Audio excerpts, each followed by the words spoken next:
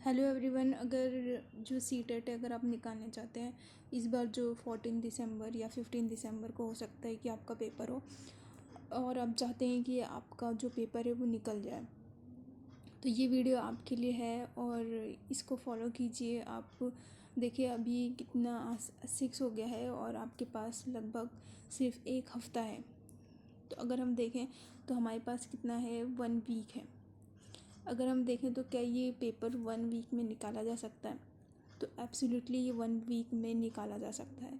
ये पेपर इतना टफ नहीं होता है या एकदम पीसीएस या आईपीएस लेवल जैसा नहीं होता है।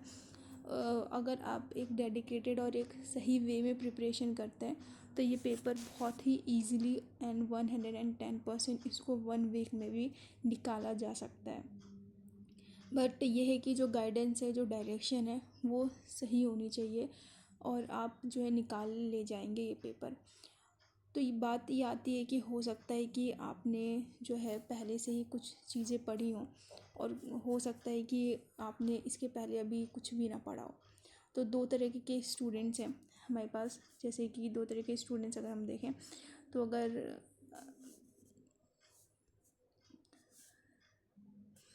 देखिए दो तरीके के स्टूडेंट्स हैं सीटेट के लिए।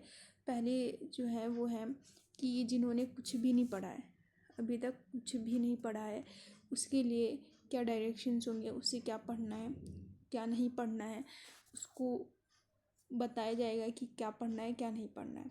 और एक तरीके के स्टूडेंट्स होंगे जिन्होंने कुछ चीज़ें पढ़ी होंगी, काफ़ी कुछ पढ़ा होगा, तो उन्हें एक लास्ट मोमेंट में क्या करना है या जो एक हफ़्ता हमारे पास जो बचा हुआ है 1 वीक, उसके अंदर क्या करना चाहिए और क्या चीज़ें जो अवॉइड करना है, तो वो आज हम इस वीडियो के अंदर जानने वाले हैं। तो सबसे पहले हम उनका देख लेते हैं जिन्होंने अभी तक कुछ भी नहीं पढ़ा है, जिन्होंने अभी तक उन्हें नहीं पता है कि उन्हें क्या पढ़ना है और कहाँ से पढ़ना है, और वो चाहते हैं कि हाँ 14 दिसंबर वाला जो पेपर है वो उनका क्लियर हो जाए।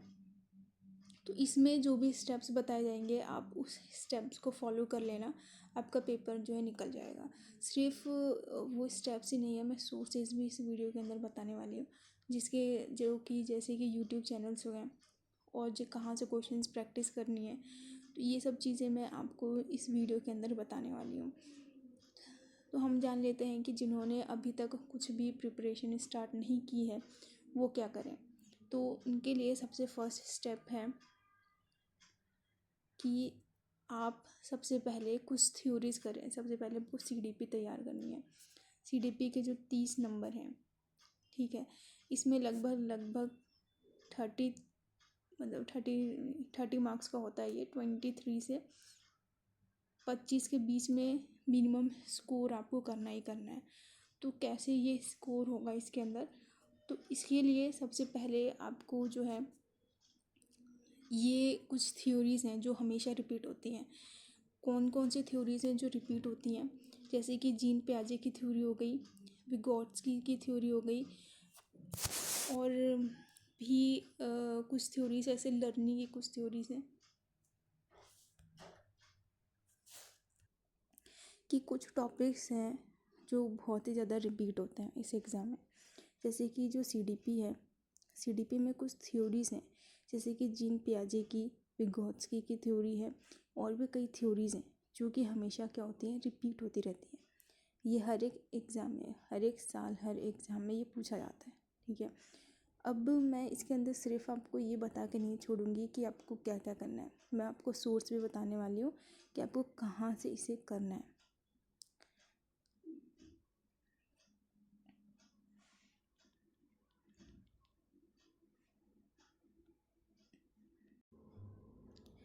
जैसे कि सबसे पहले जो थ्योरीज़ हैं, आपको जो है यूट्यूब पे सर्च करना है।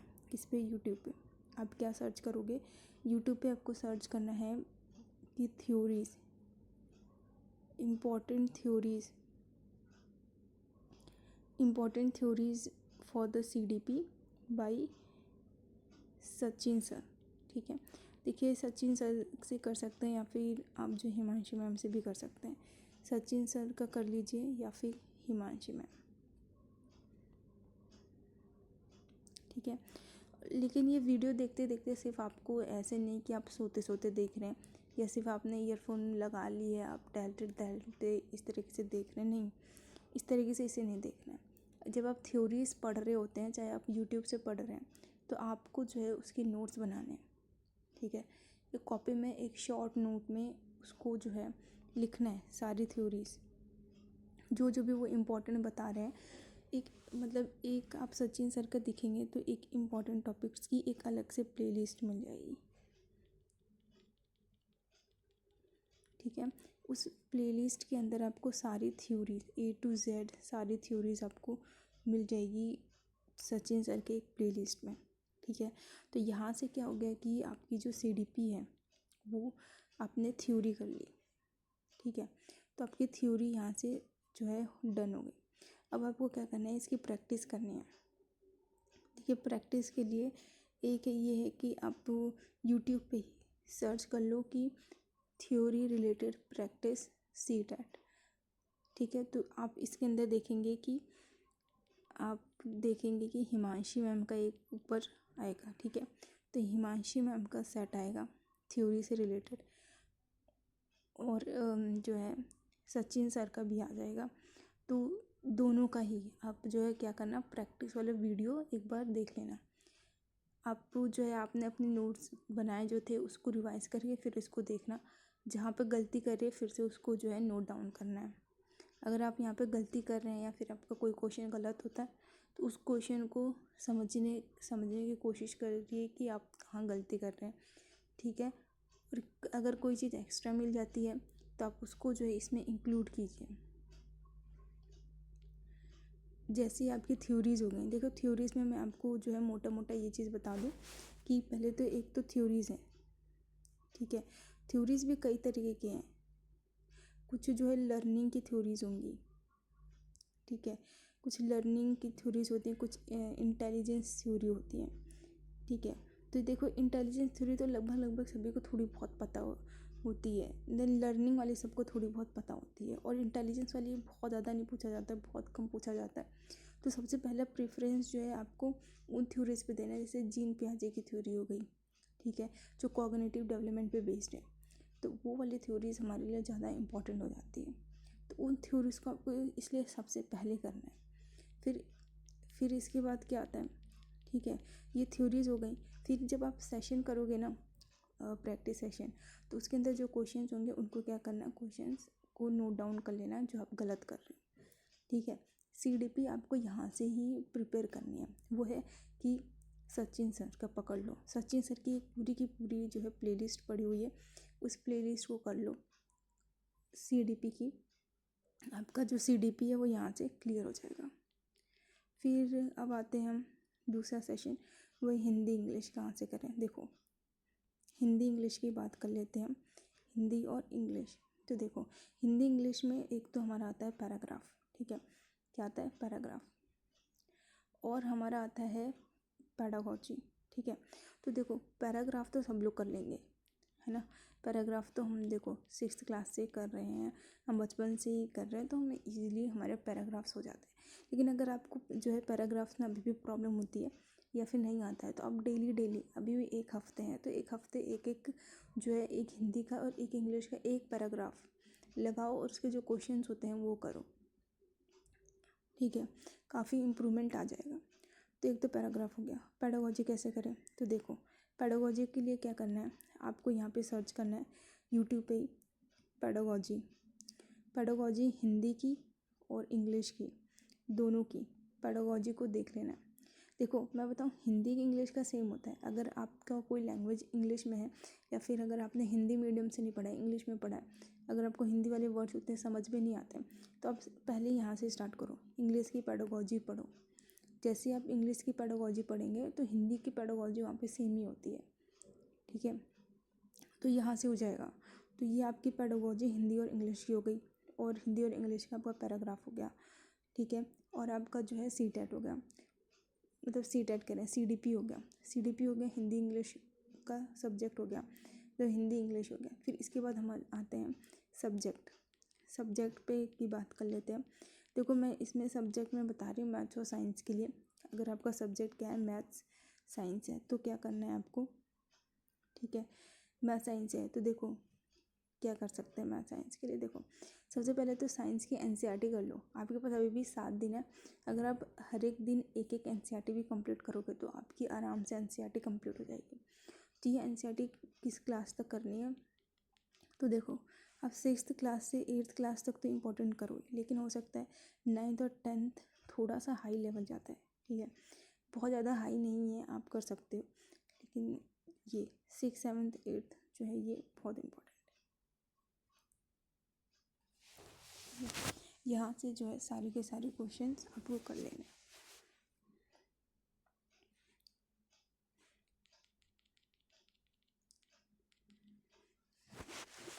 अब बात आती है कि हम इसके क्वेश्चंस कहाँ से लगाएं। देखो साइंस के क्वेश्चंस लगाने के लिए एक साइंस के एग्जाम्पलर आता है, एग्जाम्पलर्स आता है, ठीक है। एग्जाम्पलर में कुछ एमसीक्यूज होते हैं, ठीक है, इन्हें लगा लेना, ये इम्पोर्टेंट होते हैं, ठीक है। जैसे जैसे आप एक चैप्टर करोगे ना वैसे वैसे उस चैप्टर का जो है एनसीईआरटी का एग्जाम्पलर कर लेना। एग्जाम्पलर या एनसीईआरटी के जो पीछे के क्वेश्चन होते हैं वो नहीं होते, ये अलग होता है। तो ये एग्जाम्पलर मिलेगा कहाँ, तो मैं बता देती हूँ। ये एग्जाम्पलर जो है आपको गूगल पे सर्च करना, एनसीईआरटी क्लास 6 एग्जाम्पलर, ठीक है। ये पूरी की पूरी पीडीएफ आ जाएगी और उस पीडीएफ को क्या करना है, डाउनलोड कर लेना और चैप्टर वाइज लगा लेना, ठीक है। तो ये तो हो गई आपके साइंस का। अब आते हैं मैथ्स देखो हो सकता है कि किसी का मैथ्स का बैकग्राउंड हो, किसी का मैथ्स का बैकग्राउंड ना हो। जिसका मैथ्स का बैकग्राउंड होगा तो वो मैथ्स बहुत ज़्यादा टफ नहीं आती है। या फिर अगर आप किसी कंपटीशन की प्रिपरेशन कर रहे होंगे एसएससी की या किसी और की, तो उसमें भी मैथ्स आता है। अगर आप कॉम्पिटिटिव साइंस में हैं, अगर आपने मैथ्स कहीं ना कहीं किसी कॉम्पिटिशन के लिए पढ़ी है तो आप लगभग 10-15 क्वेश्चन तो सही कर ही लेंगे आराम से, मतलब आराम से 20 क्वेश्चन आराम से इसके हो जाएंगे, ठीक है। तो ये मैथ्स का पोर्शन हो गया, ठीक है। लेकिन अगर आपका बैकग्राउंड मैथ्स नहीं है तो क्या करें। देखो मैथ्स नहीं है तो कुछ टॉपिक्स कर लो, ठीक है।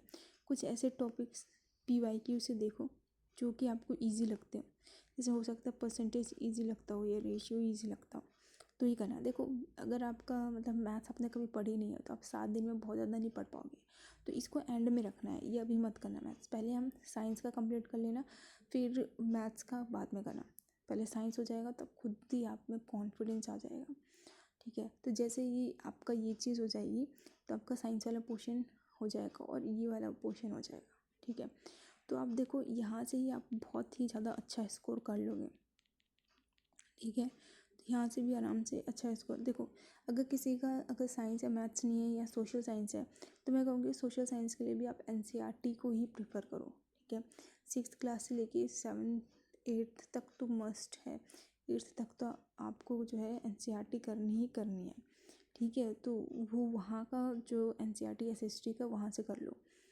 वहाँ से अगर आपका हो जाता है तो आप उसके जो है एमसीक्यूज लगा लो। देखो आपके पास अभी भी 7 दिन है, आप करना चाहेंगे तो आराम से ये जो है हो जाएगा। देखो मैं तो ये बताऊंगी कि एक दिन जो है आप पूरा थ्योरीज़ को दे दो कि आपने क्या किया, सारी की सारी जो इम्पोर्टेंट थ्योरीज़ हैं जो प्रीवियस ईयर में पूछी गई हैं, ठीक है, वो थ्योरीज़ की प्लेलिस्ट से ही आपने सारी की सारी थ्योरीज़ क्या की, नोट्स बनाने के साथ साथ कंप्लीट कर लिए डे 1, ठीक है, ठीक है। ये हो गया हमारा डे 1। फिर डे 2 में क्या करो, ठीक है। अब आते हैं डे टू में क्या करो, सभी के क्वेश्चंस लगा लो, किसके, थ्योरीज़ के। जो आपने थ्योरीज़ पढ़ी हैं उसको रिवाइज करके उसके क्या है प्रैक्टिस सेट लगा लो, ठीक है। एमसीक्यूज लगा लो। ये क्या हो गया, सेकंड डे हो गया। अब थर्ड डे क्या होगा, ठीक है। थर्ड में क्या करना है, जैसे आपकी थ्योरी हो जाती है थर्ड डे में आप इंग्लिश की पेडागोजी करो, ठीक है। इंग्लिश की पेडागोजी कर लो। अब देखो इंग्लिश की पेडागोजी आप यहाँ पे कर रहे हो, लेकिन इसके साथ साथ देखो ये बहुत जल्दी ख़त्म हो जाता है, बहुत ज़्यादा टफ नहीं होता है इंग्लिश की पेडागोजी। तो जैसे ये कंप्लीट हो जाएगी, हाँ एक चीज़ मैंने नहीं बताई, वो मैथ्स की पेडागोजी बच गई है, वो मैं अभी इसमें बता देती हूँ। डे 4 में क्या करना है, देखो डे 4 में क्या करना है कि हाँ डे 4 में एक काम करो कि मैथ्स की जो पेडागोजी है वो करो, मैथ्स की पेडागोजी कर लो, ठीक है। मैथ्स की पेडागोजी कर ली।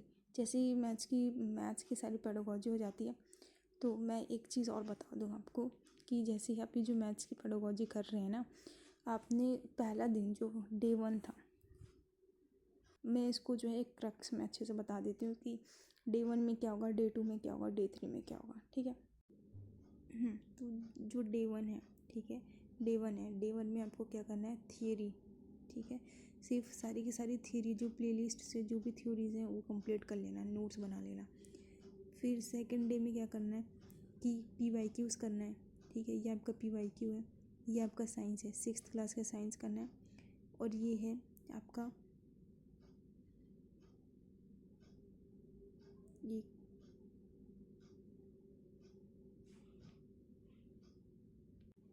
ये है इंग्लिश की पेडागोजी, ठीक है, ये इंग्लिश की पेडागोजी है, वो करना है। फिर तीसरे दिन में PYQ साइंस, ये 7th क्लास का साइंस होगा, 6th क्लास का साइंस था, और ये हिंदी की पेडागोजी। फिर चौथे दिन में वही PYQ साइंस, फिर मैथ्स की पेडागोजी। 5th डे में PYQs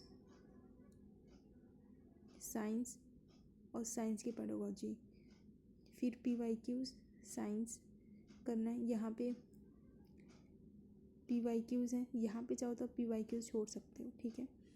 और देखो यहाँ पे जो है 6th क्लास की NCERT हो गई, 7th की हो गई, 8th की हो गई। 9th से अगर आप करना चाहते हो तो आप कर सकते हो, नहीं तो आप स्किप कर सकते हो। और ये जो 2 दिन है, ठीक है, ये 2 दिन जो है आपको जो है क्या करना है, ये जो लास्ट के 2 दिन है उस दिन आपको सिर्फ रिवीजन करना है, ठीक है। आप PYQ भी छोड़ना चाहते तो छोड़ सकते हो, ठीक है, PYQs पे छोड़ दो। PYQs आपने यहाँ पे देख लिए थे, जो आपको नहीं आ रहा है तो वो आपने नोट डाउन कर लिया था, ठीक है। 8th तक की तो NCERT एटलीस्ट आप अच्छे से कर ही लो, चाहे आप 9th और 10th ना कर पाओ, लेकिन 8th तक की NCERT आपकी हो जानी चाहिए। तो इस तरीके से आपका जो है मोस्ट ऑफ द चीज़ें कवर हो जाएंगी। आप देखेंगे इतने में ही आपकी जो अंडरस्टैंडिंग बिल्डअप हो जाएगी कि आप आराम से जो पेपर हैं वो क्लियर कर लेंगे, ठीक है। तो इसलिए इतना ज़्यादा टफ नहीं है, बस ये चीज़ है कि आप 7 दिन जो है डेडिकेटेड होके, मतलब कि हाँ ये करना ही करना है, मतलब दिन का टाइम दे दो कि सुबह के टाइम आपने PYQ लगा लिया, या सुबह के टाइम अपने साइंस कंप्लीट कर ली, फिर उसके बाद अपने जो है क्वेश्चंस लगा लिए, ठीक है। तो इस तरीके से टाइम स्लॉट लेके जो है आप करो, 3 स्लॉट बना लो, सुबह का स्लॉट बना लो, दोपहर का बना लो, और एक रात का बना लो, ठीक है। तो 3 स्लॉट में बना के कंप्लीट कर लो, हो जाता है, टफ नहीं है, आराम से ये क्लियर हो जाता है, ठीक है। ये एग्ज़ाम आराम से क्लियर किया जा सकता है डेडिकेटेड होके, ठीक है। अब देखो कुछ बच्चे वैसे होंगे जिन्होंने कुछ ना कुछ प्रिपरेशन कर रखी होगी CTET की, ठीक है। तो अगर आपने प्रिपरेशन कर रखी है, आपने थ्योरीज पढ़ रखी है, PYQs लगा रखा है, सब कुछ कर रखा है, ठीक है, तो आपके अंदर खुद ना खुद एक कॉन्फिडेंस तो होगा ही होगा अभी तक। लेकिन देखो अब लास्ट मोमेंट में आपको क्या करना चाहिए, ठीक है। तो लास्ट मोमेंट में मैं बता देती हूँ कि मोस्टली आपको जो है क्या करना है, रिवीजन पे ध्यान देना है। आपने जो भी चीज़ें पढ़ी है, ठीक है, जो भी चीज़ें पढ़ी हैं उसकी रिवीजन करो, बहुत इम्पॉर्टेंट है, क्योंकि एंड में हम चीज़ें भूलते जाते हैं, ठीक है। तो इसको रिवीजन करते रहो, कॉन्फिडेंस और भी ज़्यादा बिल्डअप होगा, ठीक। और देखो मैराथन से अगर आप थोड़ा बच सकते हो तो देखो, वैसे तो आपका कंप्लीट हो सकता है, आप आराम से मैराथन दे सकते हो, किसी की भी मैराथन देख लो, ठीक है। अब आपको जो है जो फोकस करना है वो ये है कि आप रिवीजन करो, ज़्यादा से ज़्यादा रिवीजन करो, और जो वीक पॉइंट है वो मतलब आपको जो है, लेकिन देखो इस टाइम भी जो है आपको प्रैक्टिस क्वेश्चन नहीं छोड़ना है, ठीक है, क्योंकि आपका पेपर हो चुका है, मतलब पेपर की जो टॉपिक्स हैं वो हो चुके हैं, बस आप रिवीजन कर रहे हो, तो बस आपको प्रैक्टिस करनी है। आप मैराथन से भी कर सकते हैं, किसी के मैराथन देख सकते हैं, चाहे सचिन सर का हो, चाहे वो हिमांशी मैम का हो, ठीक है। तो इससे भी आप रिवीजन भी मैराथन से कर सकते हैं, क्विक रिवीजन हो जाए।